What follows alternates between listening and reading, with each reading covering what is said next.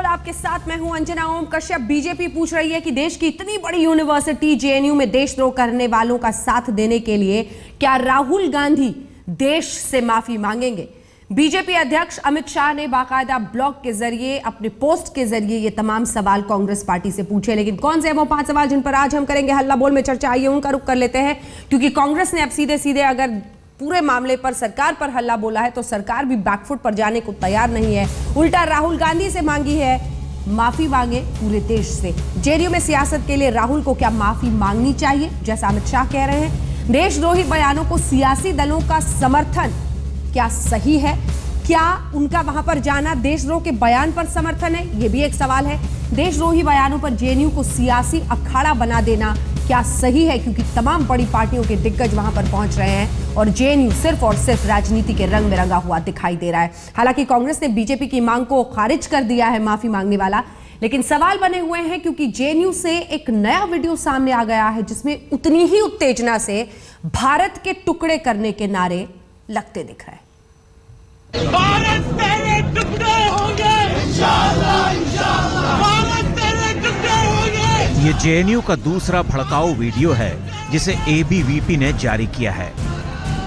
देश के सबसे आजाद ख्यालों वाली यूनिवर्सिटी में देश को टुकड़ों में बांटने के लिए ऊपर वाले से मुराद मांगी जा रही है। भारत तेरे टुकड़े होंगे। दिल्ली के दिल में बसा ये विश्वविद्यालय फिलहाल गंभीर सवालों के घेरे में है। लोग पूछ रहे हैं कि जेएनयू की क्रांति में द्रोह की ये कौन सी लकड़ी डाली गई है जिसमें देश को जलाने का मादा है। 9 फरवरी की रात को उस नारेबाजी के बाद जब पुलिस हरकत में आई और छात्र संघ नेता कन्हैया को पकड़ के ले गई, तब से यूनिवर्सिटी में देश की मुख्य धारा की सियासत ने पांव पसार लिए हैं। कांग्रेस, वामपंथ के साथ वीएचपी के नेता भी वहां पहुंचने लगे हैं। इस बीच बीजेपी अध्यक्ष अमित शाह ने कांग्रेस पार्टी पर जोरदार तंज कसा है। कांग्रेस और राहुल गांधी की सोच में राष्ट्रहित का कोई स्थान नहीं। जेएनयू में देश विरोधी नारे लगाने वालों का साथ देकर राहुल ने अखंडता के प्रति संवेदनहीनता का परिचय दिया है। क्या राहुल देश का एक और बंटवारा करना चाहते हैं? राहुल गांधी को देशवासियों से माफी मांगनी चाहिए। Who are the inheritors of the thought process of Nathuram Godse? Congress ने भी कह दिया है कि गोडसे को पूजने वाले उनसे देशभक्ति का प्रमाण न मांगे। हालांकि जवाब की शुरुआत में अफजल गुरु की बात करते हुए कांग्रेस प्रवक्ता की जुबान जरा ज्यादा ही सावधान हो गई थी। दुश्मन को भी संपूर्ण न्याय देने का हमारा विश्वास अटूट ना होता तो फिर अफजल गुरु जी को हम पूरी न्याय प्रणाली के अनुरूप जो उग्रवादी है और जिसने सुप्रीम कोर्ट पर हमले में जो दोषी था उसको पूरी न्याय प्रणाली के अनुरूप हम फांसी ना देते। करीब 1 सप्ताह के बवाल के बाद यूनिवर्सिटी के वीसी भी सामने आ गए हैं। उन्होंने पुलिसिया कार्रवाई को सही बताया है, हालांकि कई अहम सवालों को टाल गए हैं। लाल हो जाएगा, लाल, मैं बता दे रहा हूं। They asked us some information, some audio and video footage about the incidents that took place here. We provided that, and in that connection they wanted to come to the campus as per law. So we said, well, if it is as per law, they are supposed to do what they are supposed to do. Police मामले की जांच कर रही है। शुरुआती जांच के आधार पर पुलिस का कहना है कि भड़काऊ भाषण देने वालों में कन्हैया भी शामिल था। हम उसको अपहोल्ड करना चाहते हैं। कन्हैया को गिरफ्तार किया, उससे हमारी बातचीत हुई है और हमारी जो हमें जानकारी प्राप्त करनी थी उससे हमने प्राप्त की है। इसके अलावा जो व्यक्ति अभी इसमें आइडेंटिफाई हुए हैं और भागे हुए हैं उनके बारे में भी हम जानकारी प्राप्त कर रहे हैं। जेएनयू प्रशासन ने 8 छात्रों को अकादमिक गतिविधियों में हिस्सा लेने से मना कर दिया है। हालांकि छात्र संघ ने भी तेवर दिखाते हुए जेएनयू जांच कमीशन के सामने पेश होने से साफ इनकार कर दिया। एक तरफ छात्रों पर देशद्रोह का संगीन आरोप है, उनके साथ खड़े वामपंथी छात्र संघ हैं, उन्हें समर्थन देने वाले सियासी दल हैं। दूसरी ओर सरकार है जो ये कह रही है कि देशद्रोह किसी कीमत पर बर्दाश्त नहीं किया जाएगा। इन सब के बीच जेएनयू यूनिवर्सिटी है जहां पढ़ाई कम और विचारधारा ज्यादा बांची जा रही है। रोशनी ठोकने के साथ कुमार विक्रांत, दिल्ली आज तक। कई खास मेहमान हमारे साथ इस पूरी चर्चा में जुड़ रहे हैं। सबसे पहले आपका परिचय उनसे करा दें। श्रीकांत शर्मा जी जो कि राष्ट्रीय सचिव हैं बीजेपी के, वो हमारे साथ जुड़ गए हैं। बेहद खास मेहमान प्रोफेसर आनंद कुमार जी जो कि रिटायर्ड प्रोफेसर हैं सोशियोलॉजी के जेएनयू के, फाउंडर मेंबर स्वराज अभियान के, यहाँ पर स्टूडियो में हमारे साथ हैं। कविता कृष्णन जो कि सेक्रेटरी हैं AIPWA आइपवा की, वो हमारे साथ हैं। डॉक्टर अजय कुमार जो कि प्रवक्ता हैं राष्ट्रीय कांग्रेस पार्टी के, वो हमारे साथ इस चर्चा में जुड़ गए हैं। आशुतोष कुछ ही देर में आम आदमी पार्टी के नेता हमारे साथ जुड़ेंगे। श्रीकांत शर्मा जी, सबसे पहले आपके पास आते हुए, आपकी पार्टी के अध्यक्ष इस निष्कर्ष पर कैसे पहुंच गए कि राहुल गांधी का जेएनयू जाना देशद्रोह का समर्थन करना है? क्योंकि वो तो ये कह रहे हैं कि कन्हैया कुमार की गलत गिरफ्तारी हुई, हम इसलिए वहां पर गए थे। देखिए, अब टाल मटोल करने की जरूरत नहीं है, और आज जिस तरह से पूरे देश को एक आवाज में इस बात का, इस जो नारेबाजी हो रही है इसका खंडन करना चाहिए। हाँ। और वहीं पर इस पर राजनीति हो रही है, ये बहुत अनफॉर्चुनेट है। और डेफिनेटली इससे अगर किसी को सबसे ज्यादा फायदा हो रहा है तो जो देश के दुश्मन है, जो टकटकी लगाकर बैठे हैं कि कब उनको मौका मिले और कब वो आतंकवादियों को यहाँ भेजें और अपने मंसूबों में सफल हों। मैं मानता हूं कि इस पर बहुत राजनीति कर ली है, और कम से कम अब आत्मचिंतन का विषय है श्रीमान राहुल गांधी जी का, और राहुल गांधी जी की जो और बाकी लोग हैं, जो चाहे अरविंद केजरीवाल हों, चाहे अन्य लोग हों जो उनका सहयोग कर रहे हैं। अब आप इस तरह के नारों को कैसे जस्टिफाई करेंगे कि वहां पर नारा लग रहा है कि अफजल हम शर्मिंदा हैं, तेरे कातिल जिंदा हैं। भाई, अफजल गुरु को जब फांसी दी गई थी तब किसने फांसी दी? ये जो नारा है ये कहीं ना कहीं हमारे देश के राष्ट्रपति को अपमानित कर रहा है, उनको ये थ्रेट दे रहा है। ये नारा जो है हमारे देश के संविधान के सर्वोच्च जो हमारे न्यायाधीश हैं उनको थ्रेटिंग दे रहा है। तो आप किस तरह की आप इस तरह की जो कैंपेन है, इस तरह की जो नारेबाजी है, इस तरह के नारेबाजी को आप क्यों समर्थन कर रहे हैं? ये बड़ा सवाल देश की जनता पूछना चाहती है, देश के सैनिक पूछना चाहते हैं। श्रीकांत जी, अन्य लोगों के पास चलेंगे इस पर रिएक्शन लेने के लिए, लेकिन उससे पहले एक छोटा सा मेरा दूसरा सवाल है, क्योंकि तस्वीरें जरा गौर से एक बार फिर से दिखा दीजिए हमारे दर्शकों को। आपके बीजेपी के MLA, कथित रूप से जो आरोप है इस वक्त, उन्होंने पटियाला हाउस कोर्ट के बाहर एक व्यक्ति को, ये देखिए तस्वीरें हम दिखा रहे हैं इस वक्त, फुल स्क्रीन दिखा रहे हैं, OP शर्मा विधायक हैं भारतीय जनता पार्टी के, एक आदमी को पीट रहे हैं। अब आप लोग ये बता दीजिए कि हिंदुस्तान का क्या अब संविधान, जिस कोर्ट की दुहाई आप दे रहे हैं, जिस न्याय व्यवस्था की आप दुहाई दे रहे हैं, वो विधायकों की मुट्ठी में आ गई है? कैसे पीट सकता है एक विधायक बीजेपी के सड़क पर किसी को? श्रीकांत शर्मा जी। देखिए अंजना जी, मैं तो आपसे आग्रह करूंगा कि आप ये जो विजुअल्स हैं, इस देश के अंदर लॉ है, कानून अपना काम करेगा, लेकिन आज एक बड़े विषय पे हम लोग चर्चा कर रहे हैं, और बड़ा विषय ये है कि जेएनयू जैसा संस्थान जिसने इस देश को बहुत बुद्धिजीवी दिए, प्रशासनिक अधिकारी दिए, और उस यूनिवर्सिटी के एटमॉस्फेयर को मुट्ठी भर लोग खराब कर रहे हैं, और उसमें कहीं ना कहीं पॉलिटिकल पार्टियां और खासतौर से कांग्रेस एंड कंपनी उस पूरे घटनाक्रम को पॉलिटिसाइज करने की कोशिश कर रहे हैं। विधायक जी के लिए एक लाइन तो बोल दीजिए, अंजना जी, सर विधायक के लिए एक लाइन तो बोल दीजिए।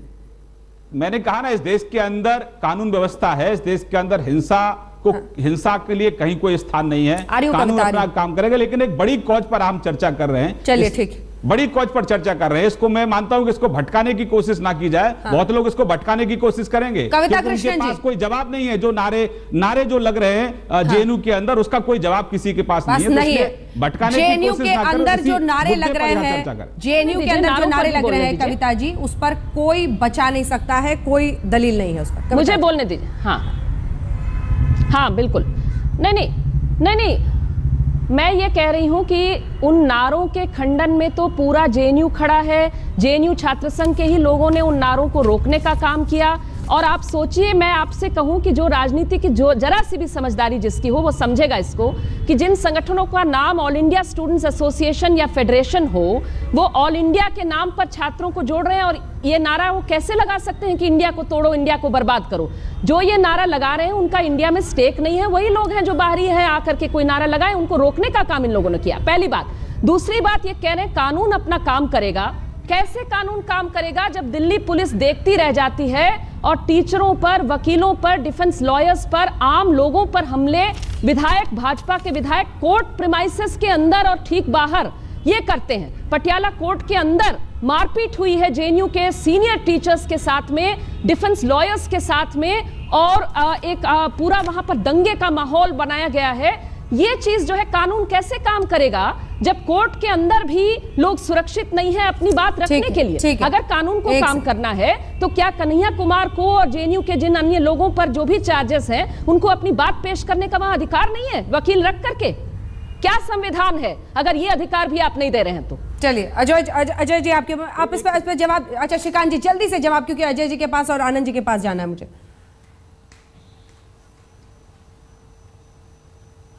विषय पर चर्चा कर रहे हैं और जिन छात्रों की जो छात्र थे वो सीधे सीधे अपने आप को वामपंथी छात्र कह रहे थे। और उस समय जो डी राजा फोन पर और पब्लिकली उनको कह रहे थे इनसे हमारा कोई लेना देना नहीं है। छात्र खुद कह रहे हैं कि हम वामपंथी हैं, खुद छात्र अपने आप को क्लेम कर रहे हैं कि हम वामपंथी हैं। और आप जब 4 घंटे वहां कार्रवाई चल रही थी, 4 घंटे वहां नारे लग रहे थे, तब ये सब लोग चुप क्यों थे? कहां बोले हैं कि हम और जब मीडिया के अंदर सारा प्रकरण सामने आया तब 2 दिन तक ये सब लोग चुप रहे। वो छात्र ही नहीं और जब पुलिस की कार्रवाई होने लगी तब ये सब लोग सामने आ गए। छात्र नहीं थे। इसका मतलब कहीं ना कहीं इन लोगों का मुख्य समर्थन है जो देश के साथ गद्दारी कर रहे हैं। गुंडागर्दी के खिलाफ नारे देश के गद्दारों को कब तक आप समर्थन देते रहेंगे? नारे लगा रहे थे अपने निजी स्वार्थों के चलते, अपनी जमीन को बचाने के लिए। देश के गद्दारों को कब तक समर्थन रहेगा? बड़ा सवाल यह है। कोर्ट के अंदर बड़ा सवाल यह है कि देश के गद्दारों को कब तक समर्थन देते रहेंगे? कोर्ट के अंदर गुंडागर्दी आपकी जमीन समाप्त हो गई है, आप जमीन पर नहीं है, आपको लोगों ने नकार दिया है। देश के किसी देश की सरकार को आप स्वीकार नहीं कर पा रहे हैं। नथुराम गोडसे के औलाद नहीं सिखाएंगे। कानून का उल्लंघन मत करिए, फिर आप देश के न्यायपालिका का फिर अपमान कर रहे हैं। आपको शायद इतिहास की जानकारी नहीं है, इतिहास की जानकारी रख कर आओ। और दुष्प्रचार भाजपा के खिलाफ, दुष्प्रचार जहरीला प्रचार बोलती है। नाथुराम गोडसे ने कोर्ट में क्लीन चिट दी थी आरएसएस को। एक सेकंड थोड़ा चिंतन करके आओ। चलिए ठीक है, बोलने के लिए प्लेटफॉर्म नहीं है। मैं तो अंजना जी को भी कहूंगा अगर इस प्लेटफॉर्म पर अगर कोई झूठ बोलता है तो एंकर के नाते आपको उसको रोकना चाहिए। लेकिन श्रीकांत जी आरएसएस को क्लीन चिट दिया था। हमारी बिल्कुल ठीक है, आरएसएस को इस पर क्लीन चिट मिला था। एक सेकंड सर, एक सेकंड कविता जी नहीं चला रही है जो गांधी के हत्यारों को का महिमा मंडन कर रहे हैं खुलेआम इसी आपकी सरकार। हम आज की बात कर रहे हैं, आज की बात पर आप पर कोई जवाब आपके पास नहीं बनता है। जब हम शर्मिंदा है तेरी आज की बात में मारपीट की बात है। आज की बात में आपके विधायक ने कोर्ट के अंदर आकर के दंगा भड़काया है, इस देश के राष्ट्रपति को एक सेकंड, आप दोनों से मेरा निवेदन है, आप दोनों से मेरा निवेदन है, एक सेकंड, आप दोनों से मेरा निवेदन है। कहने वालों को आवाज आके प्रोत्साहन करती है। एक सेकंड जल्दी से अजय जी, मैं आपके पास आना चाहती हूँ। पाकिस्तान जिंदाबाद, go India go back, Bharat की बर्बादी तक जंग रहेगी जारी, कश्मीर की आजादी तक जंग रहेगी जारी, अफजल हम शर्मिंदा है, तेरे कातिल जिंदा हैं, तुम कितने अफजल मारोगे, हर घर से अफजल निकलेगा, अफजल तेरे खून से इनकलाब आएगा। ये सभी नारे लगाने वाली जगह पर जाना आपका। अमित शाह जी ने लिखा है कि देशद्रोहियों का साथ देना है। राहुल गांधी क्यों गए वहां पर? पहली बात है अंजना जी, अमित शाह जी के बारे में तो आप जानते हैं कि उनको जो है कोर्ट ने तड़ी पार करा दिया था और वैसे व्यक्ति हम लोग को सर्टिफिकेट देंगे। मैंने पूछा क्या आप बोल बार हम भारतीय जनता पार्टी ने एक मिनट भारतीय जनता पार्टी की जिस दुष्प्रचार और जनता को गुमराह करने की प्रयास रहा है, कांग्रेस पार्टी ने लगातार राहुल गांधी से लेके सुरजेवाला जी से लेके सभी नेता ने कहा कि जो देश विरोधी नारे लगाएं उसके ऊपर कड़ी कार्रवाई की जानी चाहिए। परंतु भारतीय एक मिनट परंतु भारतीय जनता पार्टी सुरजेवाला जी का भी मैं आप जी कह दिया सर नहीं और अफजल जी भी सुनाएंगे। एक सेकंड सर, एक सेकंड, मैं लौट रही हूँ आपके पास। उससे पहले ब्रेक पर जाने से पहले जल्दी से मैं प्रोफेसर साहब के पास एक बार आना चाहती हूँ। प्रोफेसर साहब, कुल मिलाकर बड़ी तस्वीर यह है कि जेएनयू की बदनामी अगर हो रही है तो ये भी एक सच्चाई है कि जेएनयू के अंदर इस तरह के नारे लग रहे हैं। किस तरफ जा रहा है ये पूरा? देखिए, जेएनयू में राष्ट्रीय स्वयंसेवक संघ की सुबह शाखा लगती है और रात के दौर में माओवादियों का स्टडी सर्कल चलता है। पूरा सतरंगा विचार परिवेश वहाँ का है और आज से नहीं है। जयप्रकाश नारायण जी को हमने जेएनयू में बुलाया, वो इंदिरा जी के विरोध में थे। आज ये सवाल है कि पीडीपी के साथ सरकार चलाने वाले तो आपको जो कन्हैया को बुलाने की आवश्यकता नहीं होनी चाहिए थी। सर मैं प्लीज आप माफी मांग रही हूँ, मैं आपसे वक्त की कमी कर रहे थे। नहीं अजय साहब, मैं आऊंगी आपके पास और अपनी पूरी बात रखिएगा, क्योंकि कविता जी और आपने सुचेत साहब पर जो टिप्पणी किया था, सुचेत साहब के जो प्रेस गोष्ठी में हम उपस्थित थे, उन्होंने कहा था कि जो उनसे चूक हुई थी, गलती से हुई थी, आप उसको नहीं दिखा रहे हैं और आप टीवी चैनल में भ्रम फैलाने, वो गलत बात है। वो भी सुनाएंगे, नहीं वही सुनाना पड़ेगा क्योंकि दोनों सुनाएंगे। दोनों सुनाएंगे। ये भी कि सुरजेवाला जी ने क्या कहा था और बाद में माफी भी फौरन मान ली थी, लेकिन सवाल तो ये है कि ओसामा के लिए जी निकलता है, अफजल के लिए जी निकलता है, हालांकि बाद में इसका पश्चाताप भी उन्होंने किया। गद्दारी से कैसी यारी, ये नाम इसलिए क्योंकि बीजेपी अध्यक्ष का ये कहना है कि जो सियासत राहुल गांधी कर रहे हैं जेएनयू में, उसके लिए उनको माफी मांगनी चाहिए। सवाल हम आपसे पूछ रहे हैं, क्या वाकई माफी मांगनी चाहिए? 94% हल्ला बोल देखने वाले दर्शक ऐसी राय रखते हैं कि हाँ, उन्हें माफी मांगनी चाहिए। हमारे साथ से कैसी यारी, ये सवाल इसलिए क्योंकि अमित शाह ने आज सीधे सीधे राहुल गांधी पर कहा है कि आप देशद्रोहियों का साथ दे रहे हैं। उन्होंने क्या कहा है, और फिर अजय जी आपके खास कहने पर जरा हम ये भी सुना देना चाहते हैं कि कैसे जिसे स्लिप ऑफ टंग बाद में कहा जा रहा है, इससे पहले ओसामा पर भी ओसामा जी वाला जो स्लिप ऑफ टंग है वो आप ही की पार्टी के दिग्गज का हुआ था, दिग्विजय सिंह साहब का। आज सुरजेवाला ने कैसे यही गलती दोहराई, हालांकि बाद में माफी मांगी, ये भी सुना देते हैं। हर घर में अफजल होंगे, भारत तेरे टुकड़े होंगे। अगर इसको कांग्रेस के उपाध्यक्ष अभिव्यक्ति के आजादी के नाम पर इसका समर्थन करना चाहते हैं, तो मैं कांग्रेस पार्टी से पूछना चाहता हूं कि इससे बड़ी देशद्रोह के लिए सबूत क्या हो सकती है जो ये नारे हैं। और आज भी कांग्रेस के कोई प्रवक्ता इस घटना के लिए ना माफी मांग रहे हैं, ना कांग्रेस अध्यक्ष माफी मांग रही है, ना कांग्रेस के उपाध्यक्ष माफी मांग रहे हैं। कि जो मन में बात होती है बाहर आ जाती है। कांग्रेस के प्रवक्ता अफजल गुरु को अफजल गुरु जी भी बोल देते हैं, क्योंकि जो मन में पड़ा है वो बाहर आ जाता है। दुश्मन को भी संपूर्ण न्याय देने का हमारा विश्वास अटूट ना होता तो फिर अफजल गुरु जी को हम पूरी न्याय प्रणाली के अनुरूप जो उग्रवादी है और जिसने सुप्रीम कोर्ट पर हमले में जो दोषी था, उसको पूरी न्याय प्रणाली के अनुरूप हम फांसी ना देते। सुप्रीम कोर्ट तक मुकदमा चला, अफजल गुरु को उसके बाद फांसी दी गई। मैंने पूरी पत्रकार वार्ता में लगभग 20 बार अफजल गुरु का नाम लिया। उनमें से 20 में से एक बार स्लिप ऑफ टंग से, क्योंकि मैं माननीय अमित शाह जी और नरेंद्र मोदी जी का नाम उससे पहले ले रहा था, स्लिप ऑफ टंग से अगर अफजल गुरु के आगे जी लग गया तो वो एक एरर था, वो एक गलती थी। अजय जी आपकी प्रतिक्रिया इस पर, क्योंकि अमित शाह का कहना है कि आपकी जुबान फिसलती भी है तो जो मन में होता है वही निकलता है। आशुतोष जी भी जुड़ गए हैं, पहले अजय साहब। अंजना जी, पहले तो ये ढोंगी राष्ट्रवादी लोग को बता दीजिएगा कि जो नथुराम गोडसे के वंशीय हैं, ये इन लोग ने तो आरएसएस ने तो जो है 50 साल तक तो तिरंगा नहीं फैलाया। हमारे दो बीएन सिंह जी के खून जो है देश के अखंडता के लिए बहाई गई है। इंदिरा गांधी जी की खून जो है उन्होंने उनके जो हत्या के एक दिन पहले कहा था उड़ीसा में कि मेरी बूंद अगर हमारे खून के एक एक बूंद इस देश को मजबूत करेगा। और वो लोग अब देशभक्ति के जो है सीख हमको दे रहे हैं। ठीक है, दिल में सम्मान नहीं है ना आपके, को बोल दीजिएगा कि सर आपके दिल में सम्मान नहीं है ना अफजल गुरु के लिए, ये कह दीजिए ना, दिल में सम्मान नहीं है ना, क्योंकि जी कहा उन्होंने इसलिए दिल में सम्मान नहीं है ना। गुरु अजमल कसाब एकदम नहीं है। अजमल गुरु नहीं, अजमल एक मिनट, अफजल गुरु अजमल कसाब मकबूल बुट को फांसी पर कौन चढ़ाया था? ये ढोंगी देशभक्ति लोग चढ़ाए थे कि हम लोग चढ़ाए थे? तो ये लोग जब बात करने लगते हैं श्रीकांत शर्मा जी के पार्टी, ये तो अंग्रेज के साथ है आजादी के लड़ाई में। और दूसरी बात है, बार बार जो बीजेपी के जो है नाट्य मंडली, एक मिनट, बीजेपी के नाट्य मंडली जो है तोड़ मडोड़ करके, राहुल गांधी ने ट्वीट भी किया है, बार बार कांग्रेस ने कहा है कि जो देशद्रोही नारे लगाए उस पर कड़ी कार्रवाई की जाए। ठीक है, उन्होंने अपनी बात साफ कर दी। प्रोफेसर साहब चूंकि आपकी बात मैंने बीच में रोकी थी, ठीक है सर, वो भारतीय जनता पार्टी का जो है कुकर्म है। ठीक है प्रोफेसर साहब, चूंकि आपकी बात बीच में मैंने रोकी थी, श्रीकांत जी को आप कुछ कहना चाह रहे हैं? देखिए, आज बहुत अफसोस की बात है कि हमने कचहरी के अंदर, पटियाला कोर्ट के अंदर गुंडागर्दी देखी। कन्हैया कुमार को देशद्रोह के आरोप में बिना किसी सबूत के, बिना एफआईआर में नाम हुए एक नेता के दरखास्त पर और एक राजनीतिक संगठन से जुड़े नौजवानों के दबाव में गृह मंत्रालय ने गिरफ्तार किया।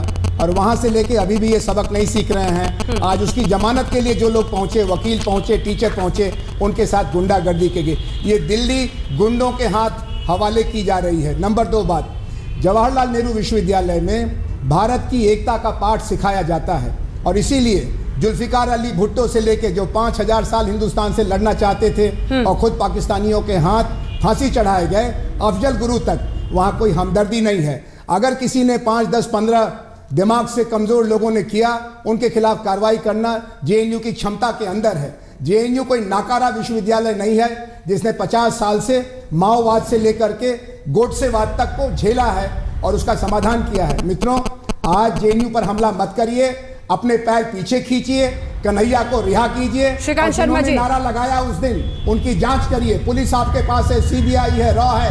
हाफिज सईद से आपने पता लगा लिया। आप बहुत गलत काम कर रहे हैं। आपके गृह मंत्री आरएसएस के दबाव में काम कर रहे हैं और श्रीकांत जी जवाब दीजिए। कर रहे हैं। श्रीकांत जी जवाब दीजिए, फिर मैं फौरन जाऊंगी आने मेहमान।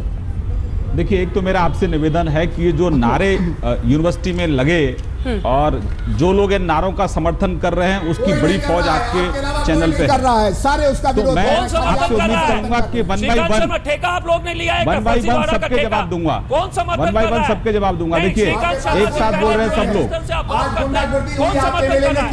एक साथ बोल रहे हैं सब। आप देशद्रोही हैं। एक सेकंड, कांग्रेस जो है हर पार्टी इसका खंडन कर रहा है। आप कौन होते हैं देशभक्ति का सर्टिफिकेट देने के लिए? मैं अपनी बात शुरू करूं। अजय जी जवाब सुनिए। मैं पूछना चाहती हूँ, एक सेकंड, लगातार बोल रहे हैं कि ये झूठ पर झूठ इनके देश के गद्दारों का जो समर्थन कर रहे हैं वो पूरी फौज लाइन लगा के आपके चैनल पे बैठी है उनके साथ। और जो देश के वीर शहीदों के सम्मान के लिए देश की एकता अखंडता आप सारे लोगों को देशद्रोही कहते हैं, झूठ पर झूठ बोलते रहते हैं। आप थोड़ा सा असहिष्णुता की पराकाष्ठा है। झूठ पर झूठ बोलते रहते हैं। आपके अध्यक्ष को की पराकाष्ठा है। एक second Ajay ji please sir. Sharma ji, आपके अध्यक्ष तो तड़ी पार हैं और आप जो झूठ पर झूठ बोल रहे हैं। नहीं, श्रीकांत जी से मैं एक सवाल करना चाहती हूँ, एक छोटा सवाल, एक लाइन का सवाल। ठीक है, एक सेकंड अजय जी, कोर्ट का आपके एमपी जाकर के वहाँ पे हंगामा काटते हैं, मारपीट करते हैं, वो कोर्ट का अपमान नहीं है? अमित शाह जी से लेकर कोर्ट के अंदर जाकर के मारपीट वो कोर्ट का अपमान नहीं है? ठीक है, मैं हाफिज सईद का समर्थन करने वाले, आप बताइए ना, कोर्ट के अंदर मारपीट करना कोर्ट का अपमान है कि नहीं है? हाफिज सईद के समर्थक बीजेपी को बोलने नहीं कोई हाफिज सईद का समर्थन नहीं किया है। आप बताइए, कोर्ट के अंदर हंगामा काटना, गद्दारों का समर्थन करने वाले हैं, ये देश के गद्दारों का समर्थन करने वाले, इनकी असहिष्णुता की पराकाष्ठा है कि चैनल पर भी ये बोलने नहीं दे रहे हैं। जरा श्रीकांत जी ये बता दीजिए, चैनल पर बोलने का अधिकार है, क्या सीख लेना है आपको जब मौका मिलता अपनी बात कहिए। पठानी टोला में जो जनसंहार दलितों का करवाया रणवीर सेना नाम के आतंकवादी संगठन ने, उन्होंने कोबरा पोस्ट के स्टिंग में कहा कि वो पैसा और आर्म्स ये उन्होंने भाजपा से पाया। तो क्या आप जवाब सुन लेते हैं, रणवीर सेना को आतंकवादी संगठन कहेंगे कि नहीं कहेंगे? दलितों का जनसंहार करना ये आतंकवाद है कि नहीं है? अजय जी प्लीज, अजय जी प्लीज एक सेकंड, अरे आप बस इस एक सवाल का जवाब दीजिए। अजय जी प्लीज उनको जवाब देने दीजिए, मुझे आशुतोष जी के पास भी जाना है। एक सेकंड, गिरिराज सिंह ने कहा कि वो बिहार के गांधी हैं। ठीक है, एक सेकंड, अब जवाब सुन लेते हैं, जवाब सुन लेते हैं, प्लीज एक एक करके बोलें, आप सबसे निवेदन है। श्रीकांत जी जवाब दीजिए। मेरा सिर्फ ये कहना है कि ये चर्चा इस देश की एकता अखंडता के लिए हो रही है और जो नारे यूनिवर्सिटी के अंदर लगे, जो मुट्ठी भर लोग हैं, आज पूरे देश के अंदर उन नारों को लेकर आक्रोश है, लेकिन राजनीतिक द्वेष की भावना से ग्रस्त होकर, पॉलिटिकल सिर्फ वोट बैंक की राजनीति को ध्यान में रखकर इस तरह के नारों को भी समर्थन दिया जा रहा है। इससे सबसे ज्यादा अगर कोई खुश है, सबसे ज्यादा अगर कोई खुश है तो हाफिज सईद जैसे देश के गद्दार खुश हो रहे हैं। ऐसे लोगों को आत्मचिंतन करना चाहिए कि ये नारे यूनिवर्सिटी के अंदर जो नारा लग रहा है, नारा अफजल हम शर्मिंदा है, तेरे कातिल जिंदा है, ये कातिल कौन है? बताइएगा कि कातिल कौन है? अजय जी, किसको कातिल बनाना चाहते हैं? क्या इस देश के राष्ट्रपति कातिल है? सभी क्या इस देश के जो सर्वोच्च न्यायालय के न्यायाधीश हैं वो भारतीय जनता पार्टी क्यों अपनी नया कहानी जो है बनाते रहते हैं? कांग्रेस के लोगों को यह ध्यान रखना चाहिए कि न्यायपालिका का अपमान कब तक आप करते रहेंगे। कौन होते सर्टिफिकेट देने के लिए? जिन्होंने यही नारे नथुराम गोडसे के लिए ऑल इंडिया हिंदू महासभा ने लगाए, जिन लोगों को फांसी कोर्ट के गांधी की हत्या को सही ठहराते हुए गोडसे का महिमा मंडन प्लीज 30 जनवरी को भी किया, उसको क्यों नहीं आप लोग कहते हैं कि आतंकवाद का महिमा मंडन है? आशुतोष जी, मैं एक बार आपके पास आना चाहती हूँ, जिसके बाद पूरी डिबेट को समराइज करने की कोशिश करेंगे। हर कोई बोलेगा मुश्किल होगी। राहुल गांधी से मैं ये पूछना चाहता हूँ एक सेकंड सर, आप आपका जवाब लेंगे, एक बार लेंगे सर, थोड़ा सबको शांत कर ले। एक सेकंड सर, आशुतोष जी बहुत देर से जुड़े हुए हैं, मैं एक बार भी नहीं जा सकी उनके पास। राहुल गांधी से पूछना चाहता हूँ कि क्या केंद्र सरकार का हाथ पर हाथ धरे बैठे रहना राष्ट्रहित में होता? ये अमित शाह ने हालांकि राहुल गांधी से पूछा है, लेकिन सवाल यह है कि क्या इस तरह के नारे अगर लग रहे हैं एक प्रतिष्ठित यूनिवर्सिटी में, तो सरकार को ऐसे घुसकर कार्रवाई नहीं करनी चाहिए? राष्ट्रहित में ये होता हाथ पर हाथ धरे बैठे रहना?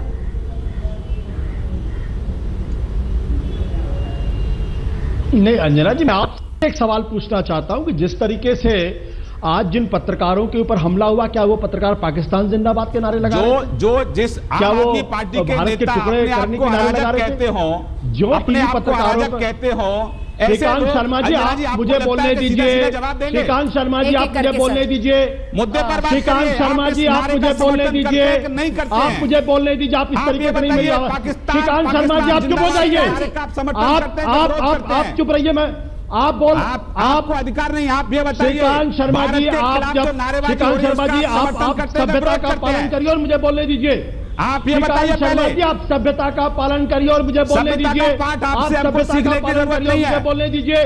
जो अपने आप को अलगाववादी कहता है, उससे हमको सभ्यता के पाठ की जरूरत नहीं है। इस तरीके अगर इस तरीके होता ही है ना कि एंकर अपना काम करे, सब चीखते हैं तो मैं भी आज चीखूं बैठ के, ये सही नहीं है। मैं अपने सभी मेहमानों से आज निवेदन करती हूँ, ये चीखना और चिल्लाना बहुत हो गया। अंजना जी आप एक को प्रॉब्लम ये है, प्रॉब्लम ये है लोग बोल तो पाए नहीं, लेकिन उनकी आवाज हम नीचे कर देंगे, आपके कानों में वैसे ही आएगी। कुछ टेक्निकल बातें होती हैं, हमेशा एंकर पर निशाना साधना बहुत आसान है। आप सबसे मेरा निवेदन है, प्लीज अपनी अपनी बारी में ही बोले, आप सबसे निवेदन है। आशुतोष जी अपनी बात पूरी करें। सीधा सवाल था मेरा आपसे, क्या राष्ट्रहित में होता हाथ पर हाथ धरे रहना? ठीक है, मैंने उनको निवेदन कर दिया है। हाँ मैं नहीं आपका नहीं, निवेदन करने से काम नहीं चलेगा, आपको उनको चुप कराना पड़ेगा। ये बीजेपी सवालों की कोशिश होती किसी और को बोलने ना दे। मेरा सवाल आपसे ये है कि जवाहरलाल नेहरू विश्वविद्यालय में जिन लोगों ने राष्ट्र विरोधी नारे लगाए उनके खिलाफ कार्रवाई करिए, उनको गिरफ्तार करिए। लेकिन जिस तरीके से आज पत्रकारों के ऊपर हमले हुए, क्या ये पत्रकार पाकिस्तान जिंदाबाद के नारे लगा रहे थे? बिल्कुल। क्या ये देश को तोड़ने की बात कर रहे थे? इसका मतलब साफ है कि हिटलरवादी उन्माद को फैलाकर बीजेपी और आरएसएस के लोग इस देश के ऊपर लागू करना चाहते हैं। ये बीजेपी और आरएसएस कौन है? जब भारत के अंदर 1940 का भारत छोड़ो आंदोलन चल रहा था तो गुरु गोलवलकर जी अपने अपने घर में दुबके हुए थे। और जब नमक तोड़ो आंदोलन चल रहा था तो हेडगेवार कहां छुपे हुए थे, सबको पूरी दुनिया को पता है। ये राष्ट्र विरोधी, देश को तोड़ने वाली ताकतें हैं। वल्लभ भाई पटेल ने कहा था कि तुमको तिरंगा मानना पड़ेगा। आरएसएस तिरंगा नहीं मानी थी, तिरंगा को सैल्यूट नहीं करना चाहती थी। वल्लभ भाई पटेल ने कहा कि आपको संविधान मानना पड़ेगा, ये संविधान नहीं मानना चाहते थे।